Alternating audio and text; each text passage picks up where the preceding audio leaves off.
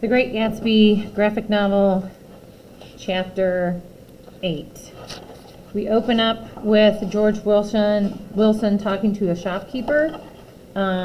He is distraught because Myrtle in chapter 7 was just hit by a car. If you do not remember, Myrtle got hit by a car. So here's George Wilson, her husband, talking to a shopkeeper. George says, that yellow car, find out who have ways. What's that, George? I can't quite. A couple of months back. He's starting to put it all together. A couple of months back, she came in here from New York, face all bruised up, nose busted. Oh my God. Oh my God. Have you got a church you go to sometimes, George? Maybe even if you haven't been there for a long time, maybe I could call up a church and get a priest to come over and he could talk to you. See? Don't belong to any. You ought to have a church, George, for times like this. Didn't you get married in a church? A long time ago, he says. Look in the drawer over there. Which drawer? This. I found it yesterday. She tried to tell me about it, but I knew it was something funny. What's funny in her buying a dog leash? Oh my God, then he killed her. Who did? I have a way of finding out. The man in the car. She ran out to speak to him, and he didn't stop. He murdered her. You're morbid, George. It was an accident. Maybe you got some friend that I could telephone for, George. George is kind of stewing. He says, I spoke to her.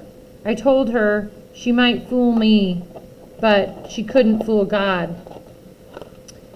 I took her to the window, and I said, God knows what you've been doing. You may fool me, but you can't fool God. That's an advertisement. He's looking at this. God sees everything, says George. Here we have Nick sweating, not sleeping well, goes to Gatsby's. Gatsby says, nothing happened. I waited, and about 4 o'clock she came to the window and stood there for a minute, and then turned out the light. You ought to go away. It's pretty certain they'll trace your car, says Nick. Go away now, old sport? Go to Atlantic City for a week, or up to Montreal. Gatsby says, I can't do it, old sport. Not till I know Daisy's plans.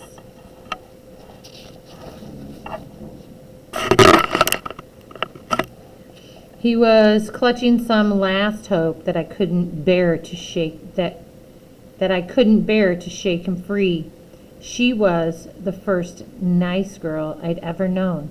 I can't describe to you how surprised I was to find out I loved her, old sport.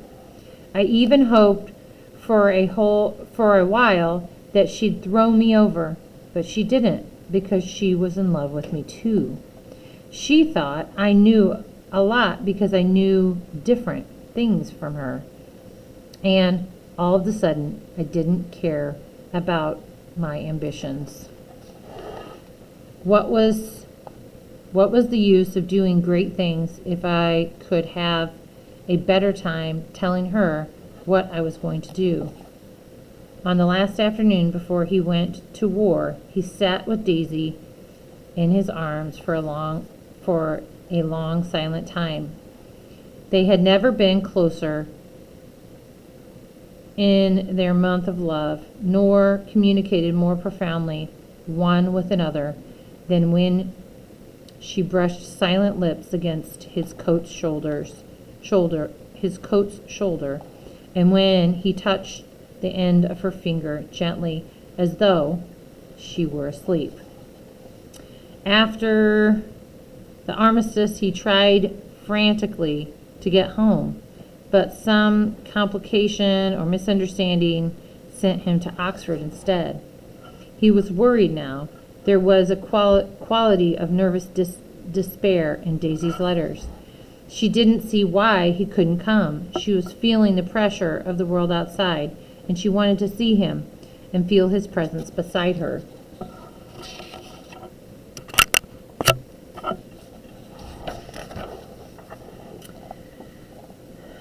Through this twilight universe, Daisy began to move again with the season. Suddenly, she was again keeping half a dozen dates a day with half a dozen men, and drowsing asleep at dawn with the beads and chiffon of the evening dress tangled among dying orchids on the floor beside her bed. She wanted her life shaped now, immediately, and the decision must be made by some force of love, of money, or unquestionable practicality that was close at hand. That force took shape in the middle of spring with the arrival of Tom Buchanan. I don't think she's ever loved him. Of course, she might have loved him just for a minute when they were married, and loved me more even then. Do you see? In any case, it was just personal. He came back from France when Tom and Daisy were still on their wedding trip, and made a miserable but irresistible journey to Louisville on the last of his army pay. He stayed there a week, walking the streets where their footsteps had clicked together through the November night, and revisiting the out-of-the-way places to which they had driven in her white car. Gatsby says, I left feeling that if I'd only searched harder, I would have found her. I felt I was leaving her behind. But I was penniless then. Then we see the gardener, and he says, I'm going to drain the pool today, Mr. Gatsby. Leaves will start falling pretty soon, and there's always trouble with the pipes. Gatsby says, don't do it today. You know, old sport, I've never used the pool all summer. 12 minutes to my train. I'll call you up. Do, old sport. I suppose Daisy'll call too. I suppose so. Well, goodbye. And Nick leaves. Nick says to Gatsby, they're a rotten crowd.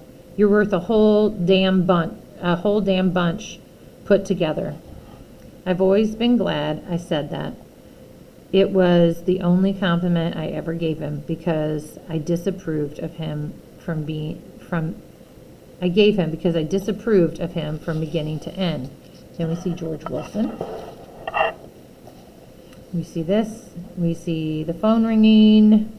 Gatsby's getting ready to get in the pool. And Jordan says, I've left Daisy's house.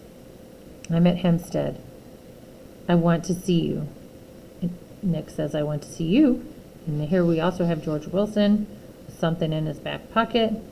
I suppose I come into town this afternoon. No, I don't think this afternoon. We see Gatsby in his pool. Here's George Wilson. It's impossible this afternoon. Very well. We see this. They hang up. George Wilson, Gatsby. I have an idea that Gatsby himself didn't believe the call from Daisy would come. If that was true, he must have felt that he was lost. He had lost the old warm world, paid a high price for living too long with a single dream.